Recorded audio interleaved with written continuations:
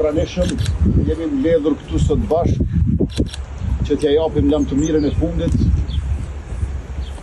Dr. Bujar Bukoshit, kirurgut të shquar, por mbi të gjitha kryeministrit të parë dhe të fundit të Republikës së parë Kosovës që funksiononte si Republikë për rezistencë.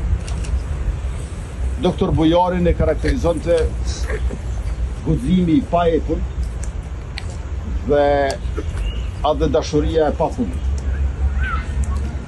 Si kombinim I këtyre dy virtyteve të tij, ai pranoi detyrën me 12 tetor të vitit 1991 nga presidenti historik Ibrahim Rugova që të jetë kryeministër I Kosovës. Për një dekadë e udhëhoqi qeverinë e Republikës në eksil, me çrast punoi e kontribuoi aq shumë për ndërkombëtarizimin e çështjes Kosovës, e posaçërisht për të vërtetën e Serbisë në Kosovë si një shtet pushtues, agresor, por edhe shovinist antishqiptar. Shkelja e të drejtave të njerëzit, të drejtave qytetare dhe drejtave kombëtare shqiptarëve të Kosovës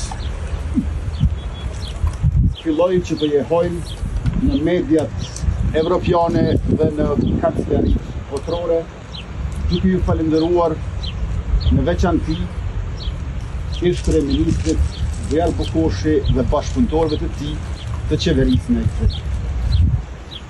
Por Dr. Bujari ishte aktiv edhe në Kosovë, ndonëse nuk ndodhej në Kosovë. Arsimin shqip, I cili ishte në balë të rezistencës, asistenca sociale, shëndetësia, mirëmbaheshin nëpërmjet këshillave dhe nën këshillave të financimit që vepronin për ditë anën banë Kosovës në çdo komunë të saj.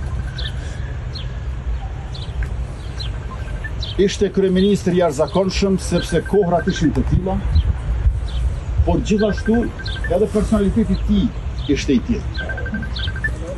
Ishte kryeministër I një republike të nënshtruar nga një shtet fëqinj, por edhe I një populli të panënshtrueshëm.